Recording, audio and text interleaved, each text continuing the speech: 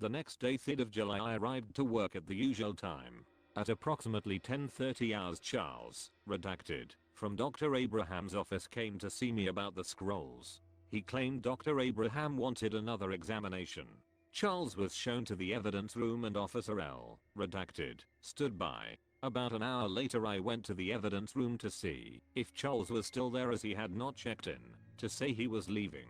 I asked Officer, redacted, and she said he had left a while ago. She stated when she looked in the window to the evidence room, she saw the scrolls were still on the table. I became suspicious and entered the evidence room. I then found that the larger scroll had been replaced by a laminated reprint of the United States Declaration of Independence, and the smaller scroll had been replaced by a copy of the Apostles' Creed.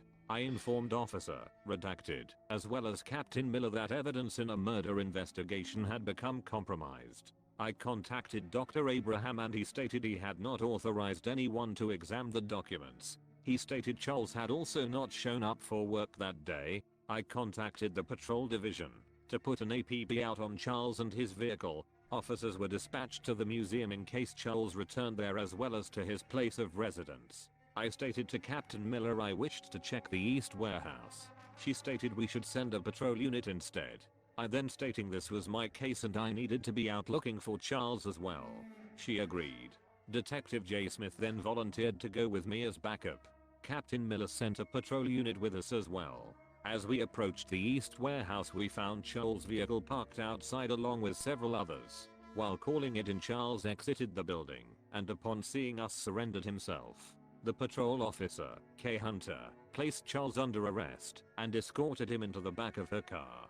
Detective Smith and I then entered the building, finding the crime scene tape had been removed. The fanatic group, which was never officially named, was using their section of the warehouse as a makeshift altar. It appeared to be a perfect square with a podium in the middle. It had red carpeting. Aside from the windows up very high in the rafters and ceiling area, the main lighting to this section of the warehouse was turned off, and torches instead provided the light. There were several people gathered around the altar who did not turn to face us when we approached and announced ourselves as police officers. There was a woman of Middle Eastern descent standing at the podium before the gathered crowd.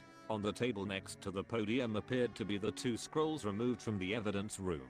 I approached the altar and ordered the crowd to disperse. The crowd looked to the woman before moving, and she made a motion with her right hand and they dispersed. I informed her she was in possession of stolen evidence and that she needed to surrender both the scrolls and herself at this time.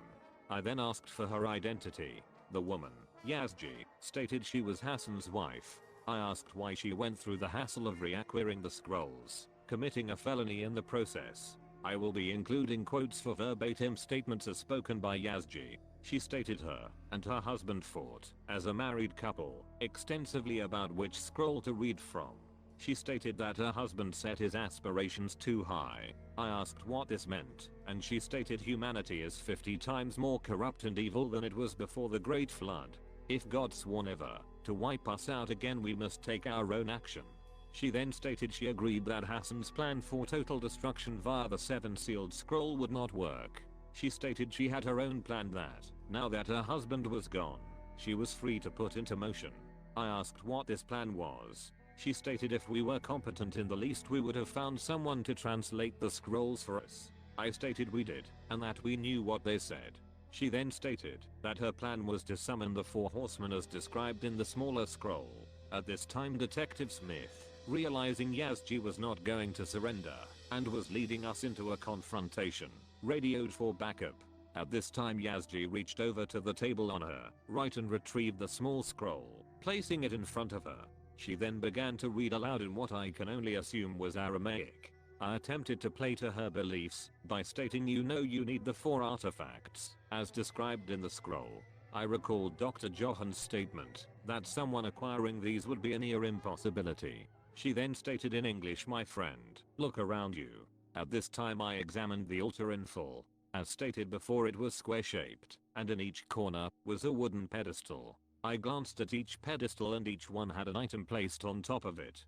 The northwest pedestal contained what appeared to be a gladius, a short sword used extensively in ancient Roman times. The northeast pedestal contained a longbow.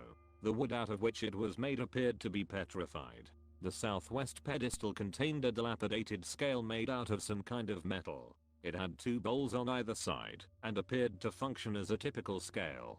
The southeast pedestal contained what appeared to be a small, stone coffin comparable in size to a standard American football. At this time Yazji continued reading from the scroll, her voice growing louder and louder.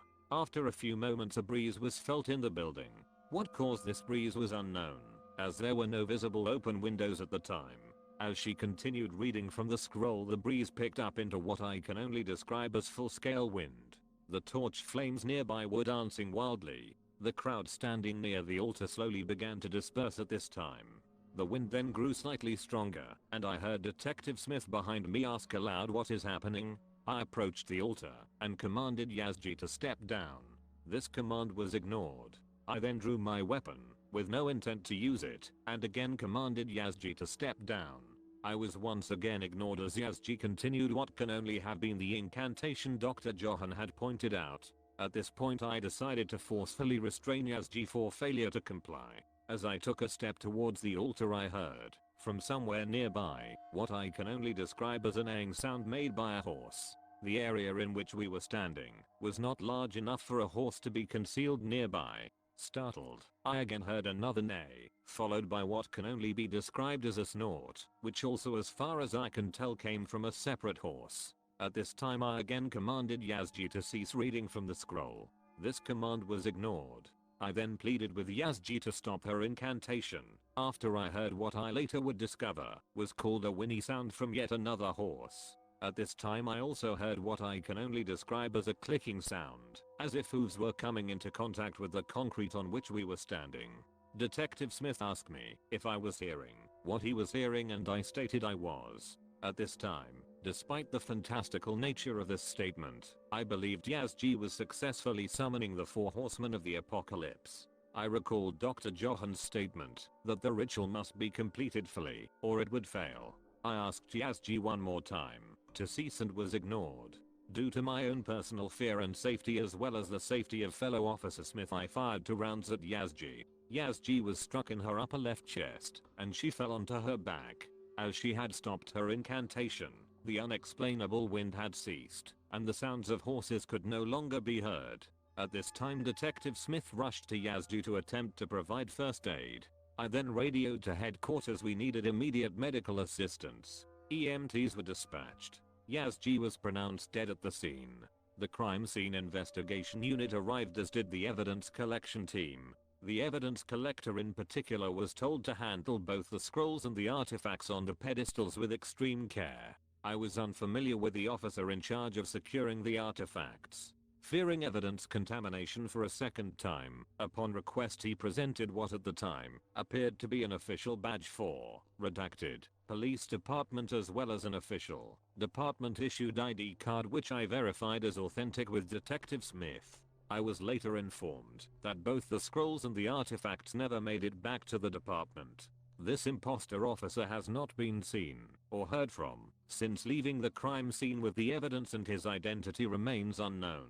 At this time both the scrolls and the artifacts are unaccounted for and remain at large. I returned to headquarters for debriefing and the police-related shooting procedure was started. I was told I would be placed on administrative leave pending the investigation by Internal Affairs on the shooting, as well as the prime evidence in a murder investigation becoming corrupted on 2 separate occasions. The original murder investigation was then handed over to Detective R. Redacted.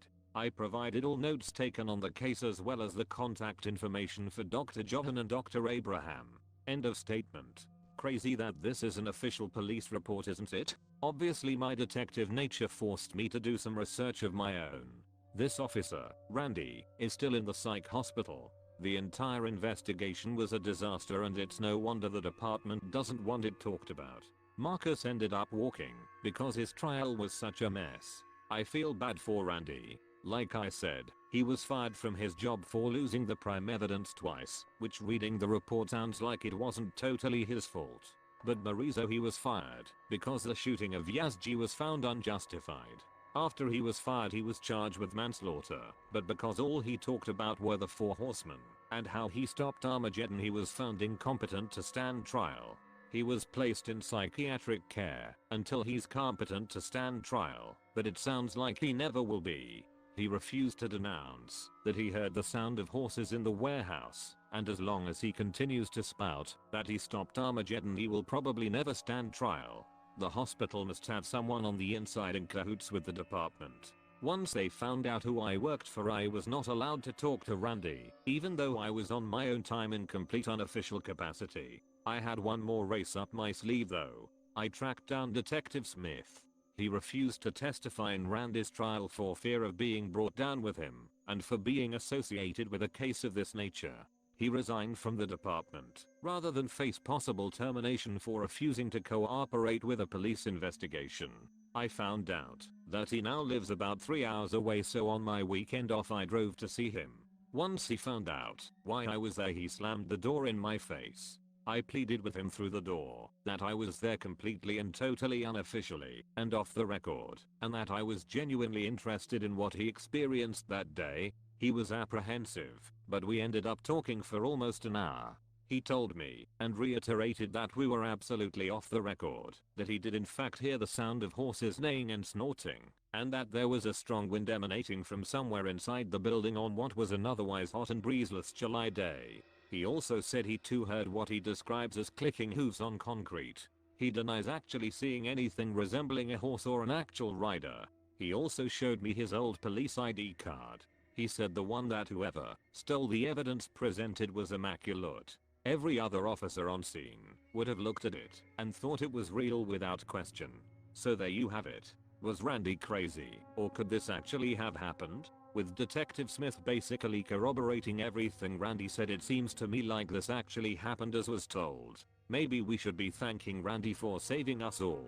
If he hadn't blown away Yazji when he did, justified or not, she would have completed the ritual, and then what would have happened? It's easy to ask why didn't he just run up and tackle her instead of shooting her, but hindsight is 20/20, and if he was indeed hearing neighing, he was assuredly not thinking straight and freaking out. If this did all happen, and Randy stopped it, he may be the ultimate unsung martyr for humanity and no one even knows it. One more thing to think about though. If this is somehow all true and this actually happened, and the horsemen were almost summoned, that means somewhere out there somebody is in possession of both the scrolls and the artifacts. We can only hope that they have somehow been separated from each other, and the ritual can't be completed.